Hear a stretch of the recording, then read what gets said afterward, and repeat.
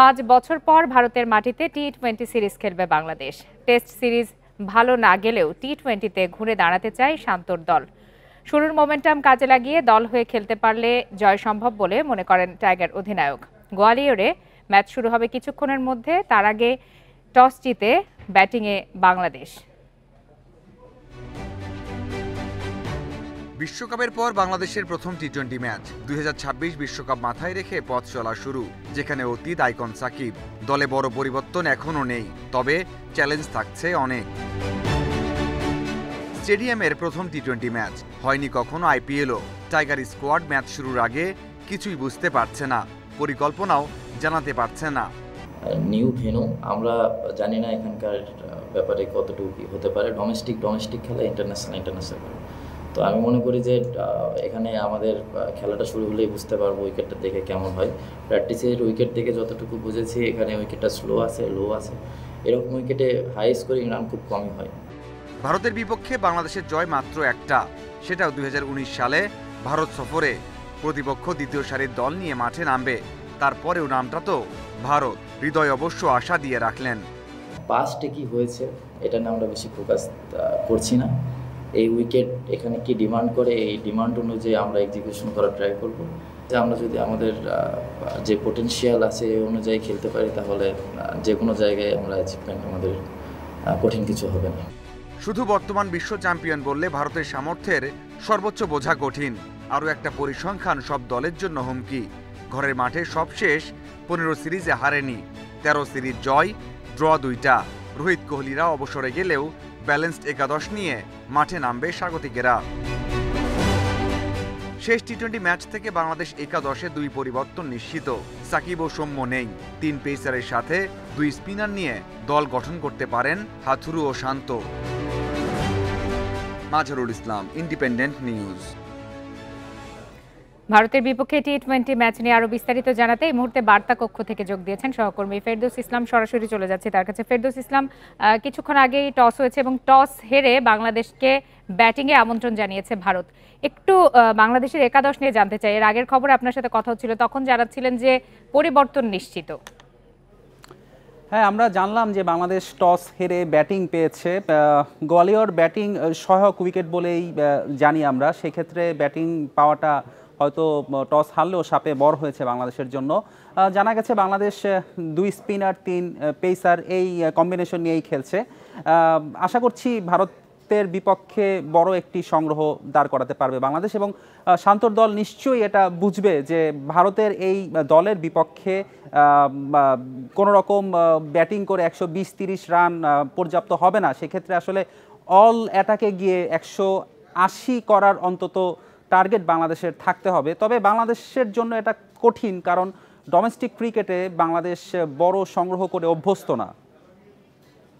ফেরদৌস, আরেকটু জানতে চাই যে নতুন মাঠ, কন্ডিশনও 2 দলের জন্যই অচেনা।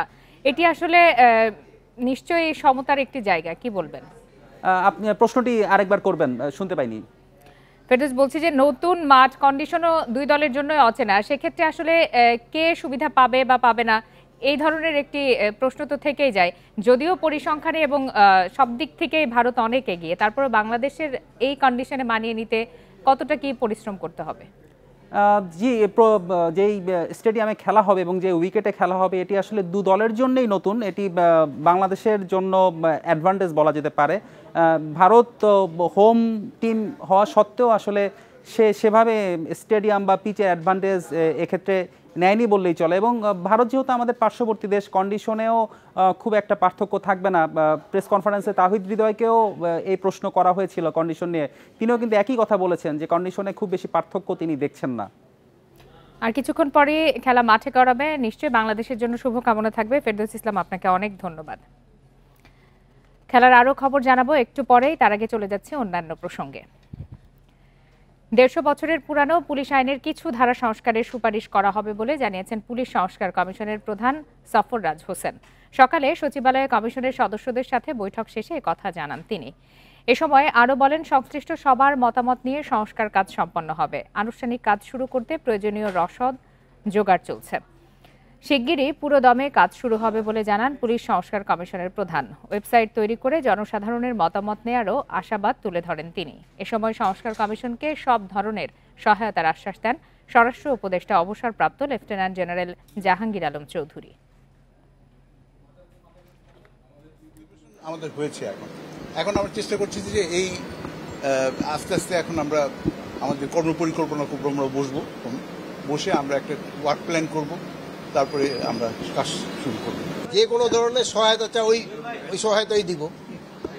এখন এই ভাই যেটা চাবে ওইটা দিব। এখন কি সহায়তা চায় আমি তো জানি না এখনো, উনি যেটা চাবে তাইটা দিব। অন্তর্বর্তী সরকার ও প্রধান উপদেষ্টার বক্তব্য নিয়ে ফেসবুকে বিতর্কিত মন্তব্য করে সমালোচিত লালমনিরহাট জেলা প্রশাসনের নির্বাহী ম্যাজিস্ট্রেট তাপসী তাবাসসুম উর্মি। শনিবার ফেসবুকে তিনি লেখেন, ডক্টর মোহাম্মদ ইউনূসের কাউন্টডাউন শুরু হয়ে গেছে।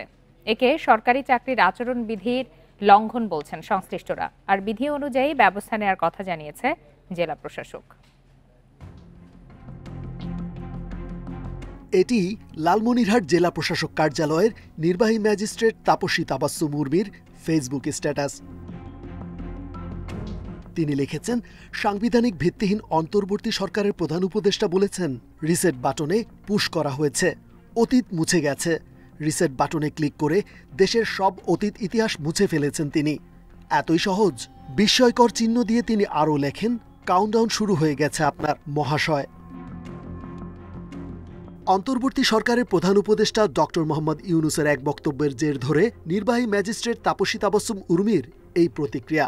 এ বিষয়ে জানতে চাইলে নিজের স্ট্যাটাসের পক্ষে শক্ত অবস্থান নিয়ে তিনি জানান, আমি পোস্ট দিয়েছি, এটাই তো যথেষ্ট। অনলাইনে করেছি বিভিন্ন কারণে হইতে পারে, এর জন্য যদি আমার চাকরি চলে যায় এটা আমার কোনো সমস্যা নাই।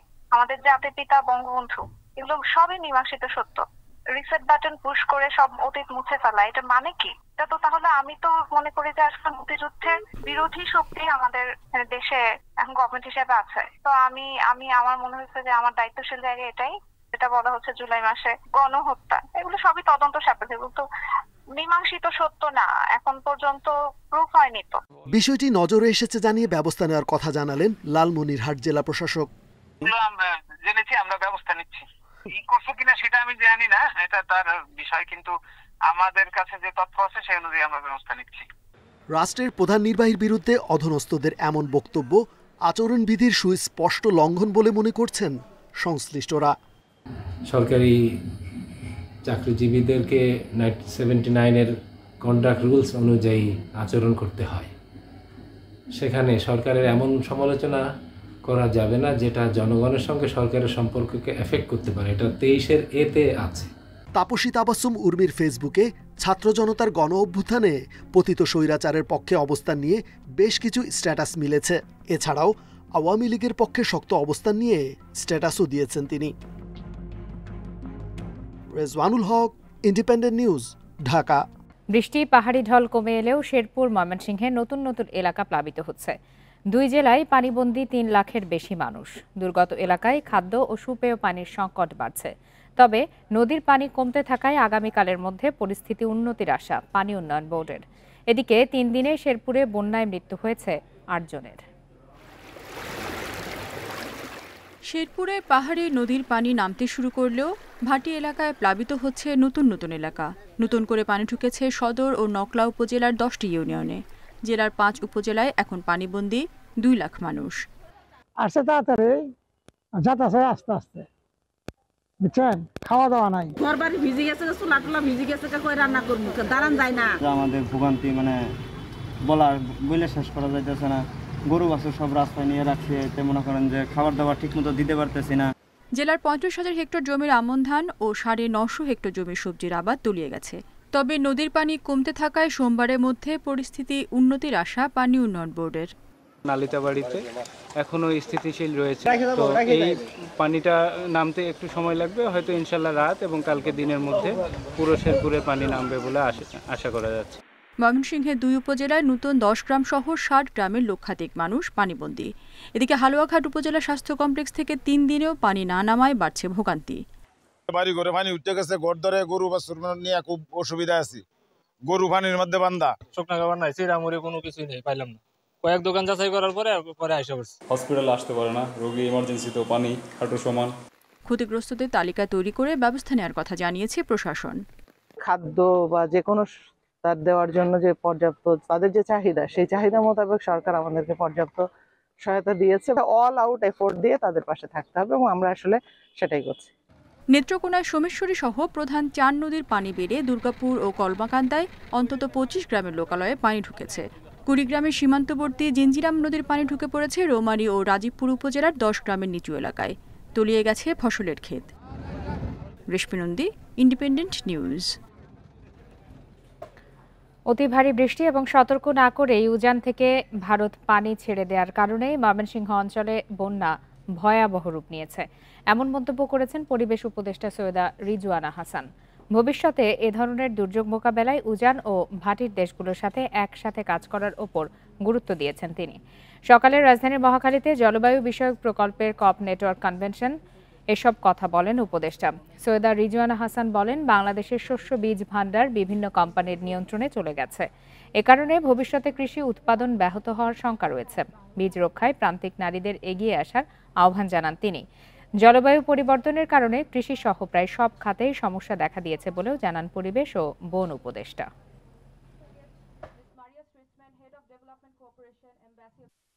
মধ্যে বন্যা চলে গেলেও পানি তো আর নামে না, কারণ হচ্ছে সমুদ্র থেকে জোয়ার আসে আর এদিকে সব খাল বিল ভরাট করে ফেলা হয়েছে। এরকম বন্যা যে হবে এটা কেউ ভাবেইনি কখনো। এখন খাল বিল দিয়ে যে পানি নামবে, সেই পানি নামার উপায় নেই। সবার বাড়িতে আঙিনা একটু একটু করে পানি।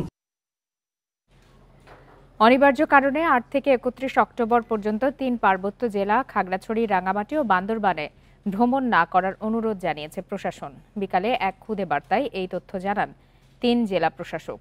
সেখানে উল্লেখ করা হয়, আগামী 24 দিন খাগড়াছড়ি, বান্দরবান ও রাঙামাটিতে ভ্রমণ থেকে বিরত থাকার জন্য অনুরোধ করা হলো। পর্যটকদের নিরাপত্তা বিবেচনায় এই সিদ্ধান্ত নেওয়া হয়েছে বলে জানান জেলা প্রশাসকরা। তবে পরিস্থিতি বিবেচনায় যে কোনো সময় এই ভ্রমণ নিষেধাজ্ঞা প্রত্যাহার হতে পারে। এর আগে 2 থেকে 4 অক্টোবর খাগড়াছড়িতে পর্যটকদের ভ্রমণে নিরুৎসাহিত করা হয়।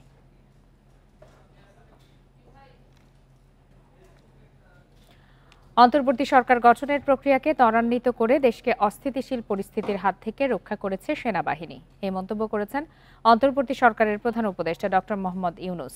সেনা সদর নির্বাচনী পর্ষদ 2024-এর উদ্বোধন শেষে এই মন্তব্য করেন তিনি। সকালে সেনাবাহিনী সদর দপ্তরে কার্যক্রম উদ্বোধন করেন তিনি।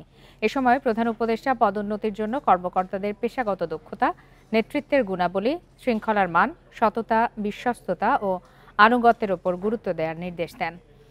রাজনৈতিক মতাদর্শের ঊর্ধ্বে থেকে যেসব সেনা কর্মকর্তা সামরিক কর্মকাণ্ডে যোগ্য নেতৃত্ব প্রদানে সফল হয়েছেন তাদের পদোন্নতি দেওয়ারও পরামর্শ দেন। ডক্টর ইউনূস বলেন, দেশের ক্রান্তিলগ্নে মানুষের পাশে দাঁড়িয়ে সেনাবাহিনী আবারও জনগণের আস্থার প্রতীক হিসাবে স্বীকৃতি পেয়েছে। এ সময় ডক্টর ইউনূস জুলাই-আগস্ট মাসে ছাত্র আন্দোলনে নিহত সকলের ত্যাগের কথা স্মরণ করেন।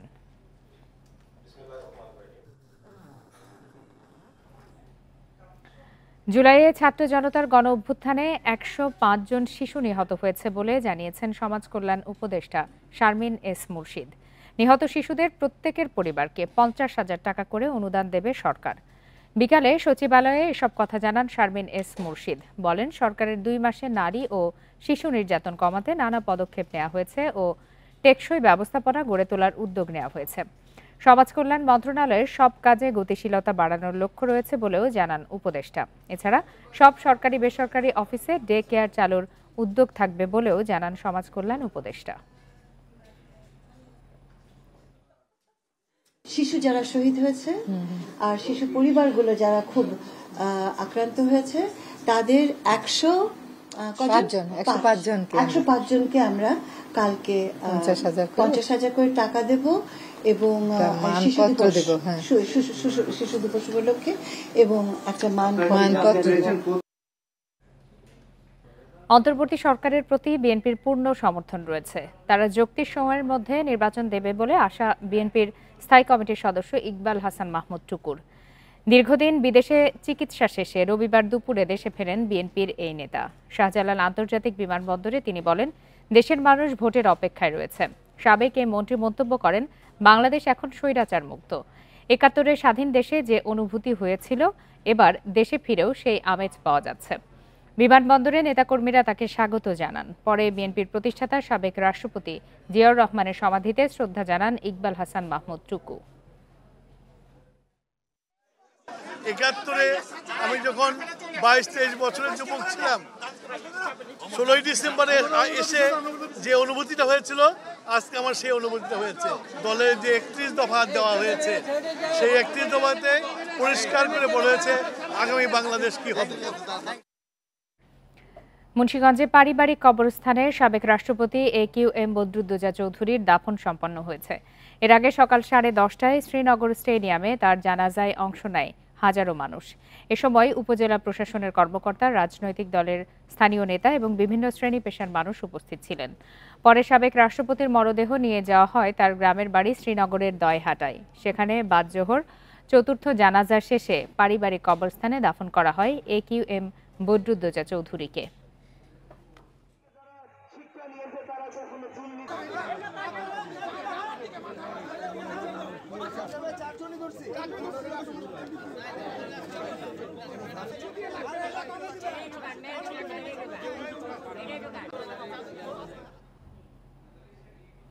বৈষম্য বিরোধী ছাত্র আন্দোলনে ছাত্র জনতার উপর হামলার মামলায় রাজশাহী 3 আসনের সাবেক সংসদ সদস্য আসাদুজ্জামান আসাদকে গ্রেপ্তার করেছে র্যাব। দুপুরে রাজধানীর বাড়িধারা এলাকা থেকে তাকে গ্রেপ্তার করা হয়। গ্রেপ্তারকৃত সাবেক সংসদ সদস্য আসাদুজ্জামান আসাদকে বোয়ালিয়া থানায় হস্তান্তরের কার্যক্রম প্রক্রিয়াধীন রয়েছে। র্যাব জানায়, গত 19 জুলাই ছাত্র জনতার ওপর হামলার ঘটনায় তার বিরুদ্ধে করা একটি মামলায় তাকে গ্রেপ্তার করা হয়েছে। দ্বাদশ সংসদ নির্বাচনে আওয়ামী লীগ থেকে সংসদ সদস্য নির্বাচিত হন আসাদুজ্জামান আসাদ।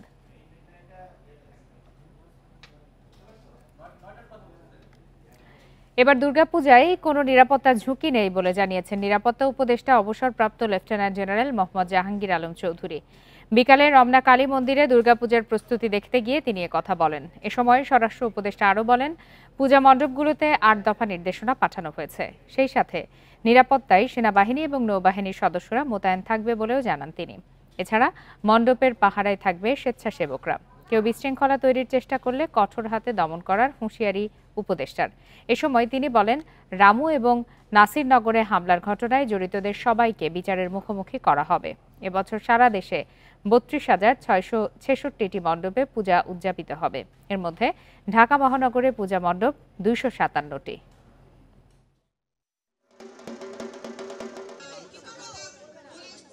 আশা করব আপনারা নির্বিঘ্নে এই পূজা উদযাপন করতে পারবেন।